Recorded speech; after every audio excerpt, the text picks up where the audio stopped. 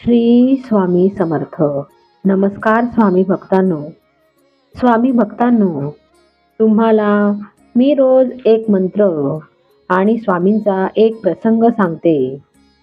स्वामींचे मंत्र अतिशय चमत्कारी असे मंत्र असतात आणि ते मंत्र आपले जीवन बदलू शकतात. स्वामी भक्त हो, स्वामींच्या मंत्राबरोबर स्वामींच्या बखरीतील प्रसंग रोज ऐकत जा. स्वामींची बखर आपल्याला वाचायला जमत नसेल आणि स्वामींच्या जीवनातील काही सत्य प्रसंग आपल्याला ऐकायला मिळत असतील, आपल्यासारखे भाग्यशाली असे कोणी नाही. स्वामींची इच्छा असेल त्यांना स्वामींच्या जीवनातील विविध प्रसंग ऐकायला मिळतील आणि स्वामी त्यांचे जीवन अतिशय सुखदायी बनवतील आणि त्यांच्या जीवनात कसलीही कमतरता राहणार नाही. स्वामी भक्त हो, स्वामींचा शक्तिशाली मंत्र ऐकण्या अगोदर आपण आपल्या भक्तिमय चॅनलला सबस्क्राईब करा आणि स्वामींचा एक प्रसंग ऐकूनच मंत्राला सुरुवात करूया. चोळप्पाप्रमाणे बाळप्पा होते. समर्थांचे पट शिष्यच होते.